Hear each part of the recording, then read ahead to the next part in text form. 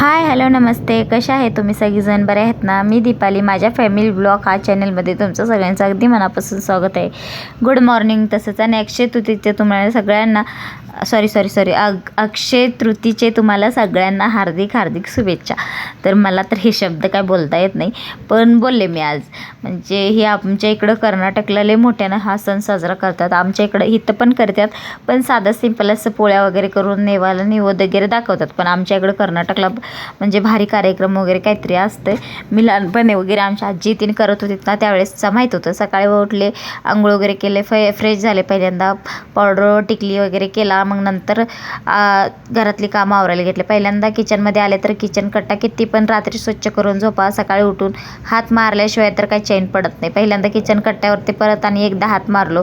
मग नंतर लगेच किचनमध्ये झाडू मारू, देवाची दिवा वगैरे लावून घेऊन नंतर थोड्या वेळाने नंतर म्हटलं किचन बिचन पुसून नंतर झाडू वगैरे मारायला घेतलं. मुलं बघू शकताय रात्रभर गरमीनं झोपत नाही आणि सकाळी मात्र गार हवा लागतोय म्हणताना उशीरपर्यंत झोपतात. मी सगळं झाडू वगैरे मारलं. मी लवकरच उठले होते. असं नाही बाबा म्हटलं लवकर उठून घरातली कामं आवरून घ्यावं, बाकीचे किरकोळ घरातले आपले झाड लोट भांडी फरशी वगैरे सगळं आवरून घ्यावं आणि नंतर दिवसभर आपलं पोळ्या वगैरे करायच्या आहे, पूजा वगैरे करायचं आहे. बाबा म्हटलं चला हे तर करायचं आहे. म्हणून मी हे काय केलं, पहिल्यांदा सगळं माझं आवरून मग सगळं घरातलं आवरायला सुरुवात केली. सकाळ आवरून झाल्यानंतर लगेच आहोनी मार्केटात गेले होते. येताना मस्त आंबे घेऊन आले होते. एवढंच आणले होते का ढीगभर महाग झालेले आहेत. आंबा महागानं तर गगनाला मावले. यावर्षी जास्त आंबे नाहीत वाटतं, पाऊस वगैरे झाला आधीमध्ये त्याच्यामुळे जास्त काय आंबे नाही. त्याच्यामुळे इतकं महाग आंबे आहेत ना काय सांगायला नको. मग नंतर ते आंबे वगैरे ठेवलं. मग इथं आले, अजून मुलं झोपले होते, अजून उठले नाही. आई येऊन पण खोटवर झोप बसल्या होत्या. मग तिथं कपडे पडले होते, त्या कपडे सगळी घडी करून घेतला. म्हटलं हे आता पहिल्यांदा हे सगळी किरकोळ कामं आपली झाली की मी नंतर बाकीची कामं करत बसायला येते असं हे. मग सगळं पहिल्यांदा कपडे वगैरे घडी करून ठेवलं. पोरं उठले तर उठ म्हणताना काय उठत नाही. पहिला कपडे घडी करून कपाटात ठेवून दिलं. मग नंतर चहा वगैरे झालं. मग नंतर स्वयंपाक करायचं होतं. आता भयंकर किचन कट्ट्यासमोर तर थांबूला नको वाटते. मग लगेच आणले होते दुकानातलं डाळ. कोण धुवून घालताय? मी तर काय धुवून वगैरे घालत नाही. आणि पहिलं पाकडून वगैरे घेते, त्याच्यामध्ये गोडे तेल थोडंफार घालते आणि ते हातानं असं चोळून गरम पाण्यात, म्हणजे आज गरम पाण्यात काय पातेल्यात शिजवायचं असेल तर गरम पाण्यात घालते, कुकरमध्ये शिजवायचं असेल तर गार पाण्यात टाकून दिलं की लगेच 3 शिट्ट्यामध्ये डाळ शिजतात. मस्त असं 2 किंवा 3 शिट्ट्यामध्ये शिजतात. मग ते नंतर शिजवत होते. तरी पण आज 3 शिट्ट्या दिल्या तरी माझी डाळ काय शिजलेली नव्हती. माझ्याकडून एक चूक झाली, ते गार पाणी परत आणि वतून दिलं मी.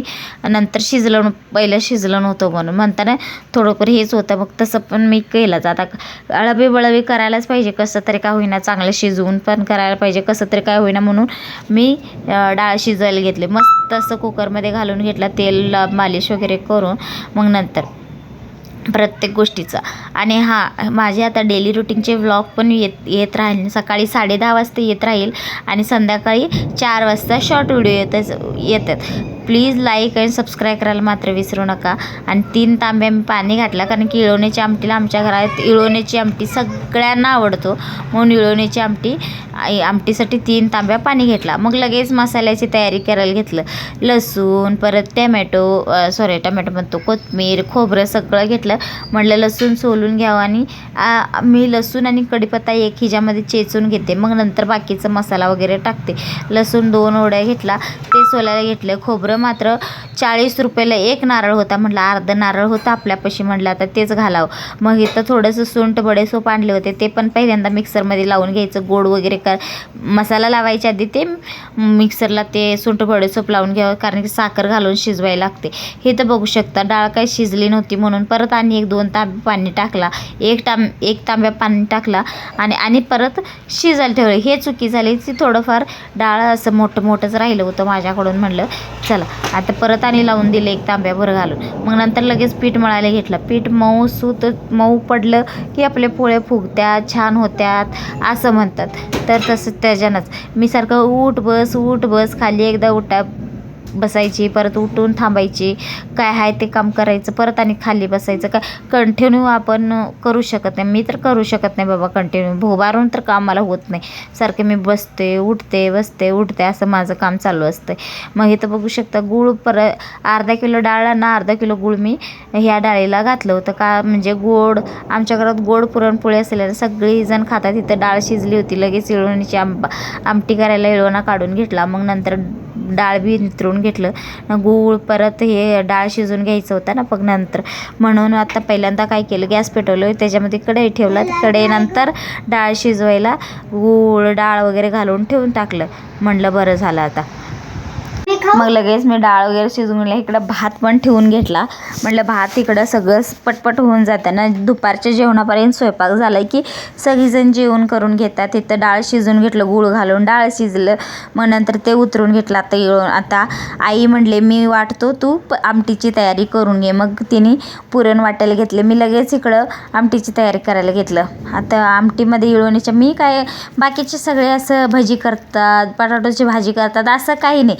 आमच्यात मस्त असं इळवणीची आमटी करतात, दूध आणतात, दूध पोळी खातात, इळवणीची आमटी आणि भात खातात, विषय संपला. काही सुद्धा नाही. जास्त कुठं ते भजी करा रे भजी, तसंच पडतंय. केलं की नाही, मी एकदा दोनदा ट्राय पण केला होता ते सगळं बनवण्याचं, पण तसंच पडून जाते. म्हणताना काही खात नाही इळवणीची आमटी. फक्त सांडगं तेवढं तळतात, आमटी बनवायचं, पोळी दूध असं मस्त असं खात्यात, झालं. आता ही तर इळवणीची आमटीची रेसिपी सांगते तुम्हाला. जिरं पहिल्यांदा मोहरी घालते, नंतर जिरं घालते, लसूण आणि कढीपत्ता चेचून घेतलेलं ते घालतोय. नंतर आपल्याला मसाला, खोबरं कोथिंबीरचा मसाला पेस्ट बनवलेलं असतं ते घालून मस्त असं केलं.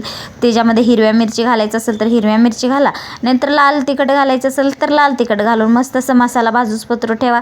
मसाल्याला उकळी आली की लगेच ते इळवणी जे आपण काढून घेतलेलं असतं ते इळवून वतून घ्या. नंतर ते उकळी आली कोथिंबीर टाकून घ्या. मस्त असं कट यायला पाहिजे. पण इळवणीच्या आमटीला कट आल्याशिवाय तर खायला मजा येत नाही. इळवणीची आमटी कटाची आमटी सुद्धा म्हणतात ते. नंतर सगळं झाडून वगैरे घेतलं.